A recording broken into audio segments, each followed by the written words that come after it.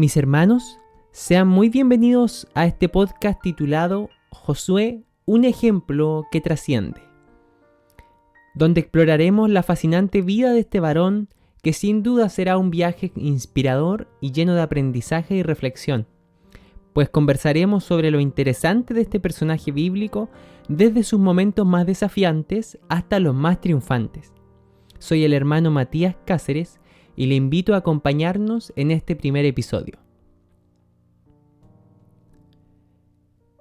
Toda sociedad cambia de apariencia con el pasar del tiempo.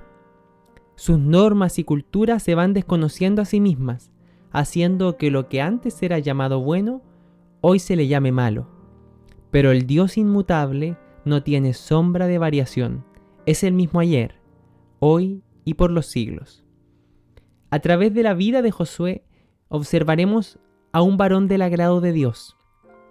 Josué es para nosotros un ejemplo que no está obsoleto, ni es novedoso. Y es que la exigencia de Dios no ha cambiado. La sociedad puede tener hoy un modelo de hombre y el día de mañana tendrá otro, pero Dios siempre ha buscado lo mismo. ¿Qué hay en Josué que nos identifique como voluntarios hoy? Lo responderemos a lo largo de 5 episodios que seguirán cronológicamente su vida, a partir de sus apariciones en los relatos bíblicos y su progresivo crecimiento espiritual. En el capítulo de hoy veremos Josué el ayudante. Como primeras consideraciones acerca de Josué, está el que no se llamaba Josué, sino que Oseas. ¿Cuándo toma el nombre de Josué y a qué se debe ese cambio? Lo veremos en el transcurso de los siguientes episodios.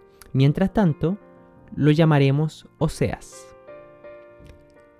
Oseas era hijo de Nun y pertenecía a la tribu de Efraín, según nos dice Números capítulo 13, versículo 8.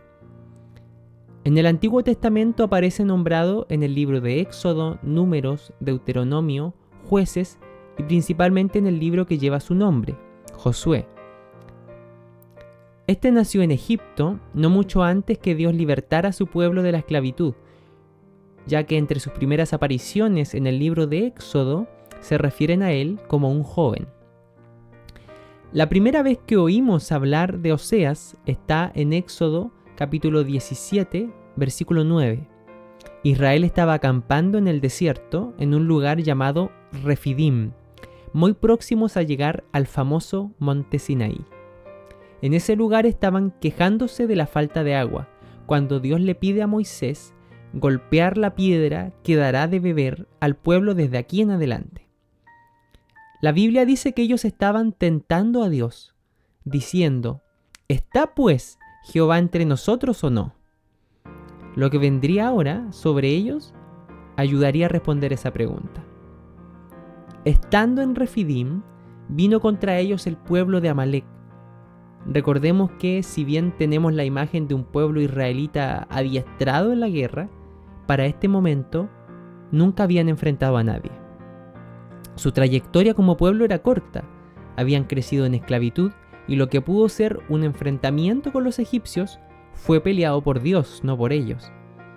La verdad veo más bien a una multitud vulnerable, que cuando tuvo hambre y sed pensaba en morirse o en volverse a colocar las cadenas en Egipto, pero de pueblo guerrero ni hablar. Ante este primer enfrentamiento, Moisés llama a Oseas y le pide escoger varones para salir a la batalla. Y paralelamente, Moisés estaría sobre un monte con la vara de Dios en su mano. Esto nos muestra cómo Moisés tenía en consideración a Oseas. De otro modo no le hubiera confiado comandar la defensa de Israel, y además delegó en su criterio la elección de otros varones para la batalla. Podríamos ver este suceso como una pequeña batalla que prepararía a Oseas para las batallas más grandes que aún ni él mismo sabía que comandaría en la conquista de la tierra prometida. Porque sin duda todo lo que vivimos tiene un propósito. Todo ya está trazado y es parte de un plan mayor. Efesios capítulo 2 verso 10 nos dice que Dios ha preparado buenas obras de antemano para que anduviésemos en ellas. Y en Jeremías capítulo 29, versículo 11, Dios dice: porque yo sé los planes que tengo acerca de vosotros. Pero sin duda, la obediencia de Oseas es el atributo que destaca en este relato. Éxodo capítulo 17, verso 10, dice que hizo como le dijo Moisés. Vemos en él entonces una actitud decidida y sometida ante el mandato. Dios nos haga varones obedientes, pues tal como dice en 1 Samuel capítulo 15, verso 22, ¿se complace Jehová tanto en los holocaustos y víctimas como en que se obedezca a las palabras de Jehová? Ciertamente el obedecer es mejor que los sacrificios, y el prestar atención que la grosura de los carneros. En síntesis, Dios se complace en la obediencia.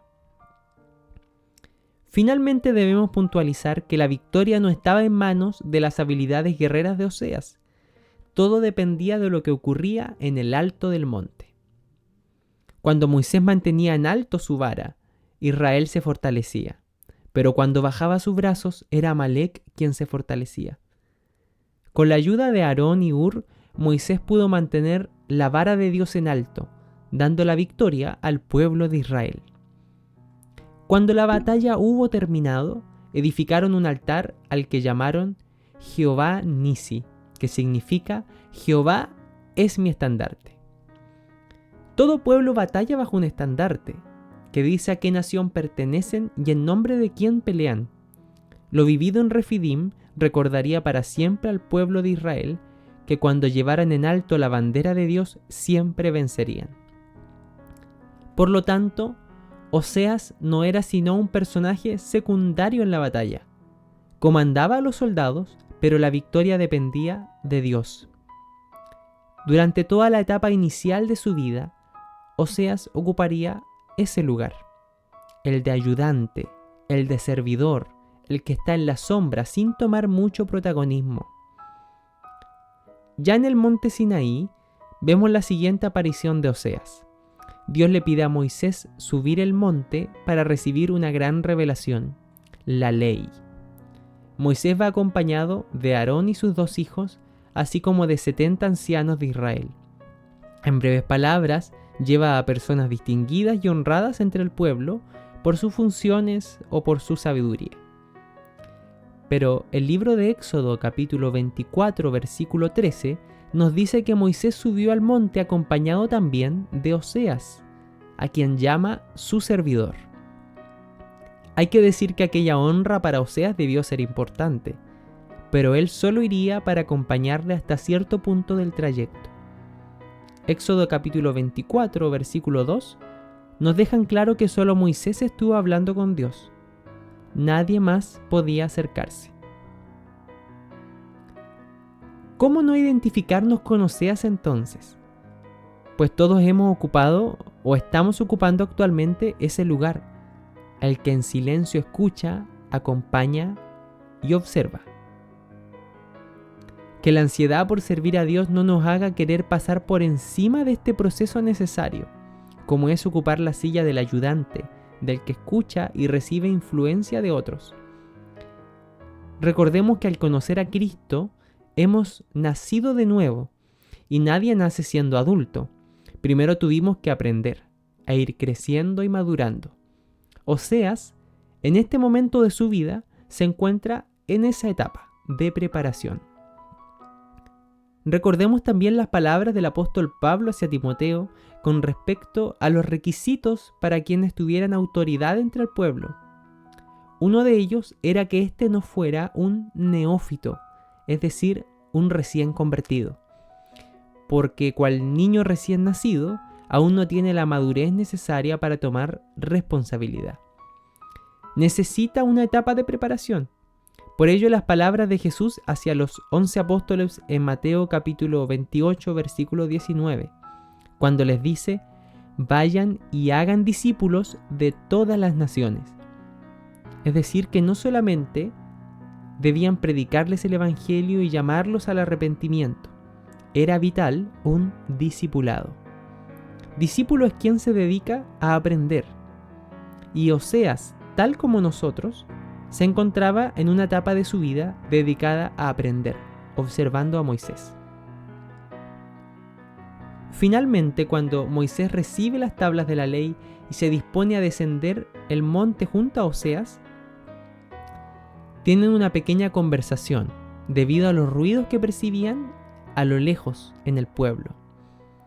Para Oseas estos provenían de un pleito entre los israelitas, pero Moisés percibió que aquellos gritos eran más bien de adoración y de fiesta, como dice Éxodo capítulo 32, versículos 17 y 18. Cuando llegaron al campamento se sorprendieron para mal, al entender que estaban adorando a un becerro de oro, forjado bajo las directrices del propio Aarón. Esta desagradable experiencia parece no haber afectado el ánimo del joven Oseas, pues en Éxodo capítulo 33, verso 11 dice: «Pero el joven Josué, hijo de Nun, su servidor, nunca se apartaba de en medio del tabernáculo». La turbación del pueblo no desenfocó a Oseas, sino que con mayor convicción se mantuvo fiel, no apartándose de la casa de Dios.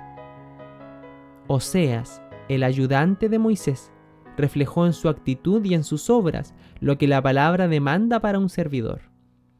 En 1 Corintios capítulo 4, verso 2, dice que se requiere de los servidores que cada uno sea hallado fiel.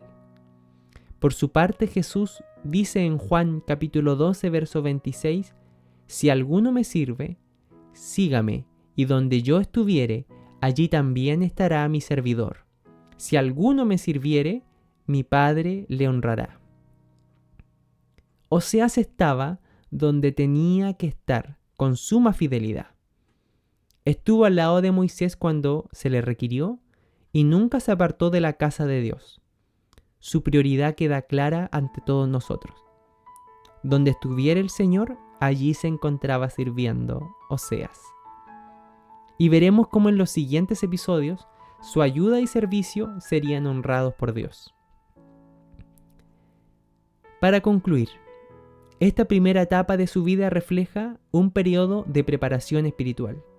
Oseas solo ocuparía una posición bien marcada, tal como los versículos añaden a sus apariciones. Serían el ayudante o el servidor.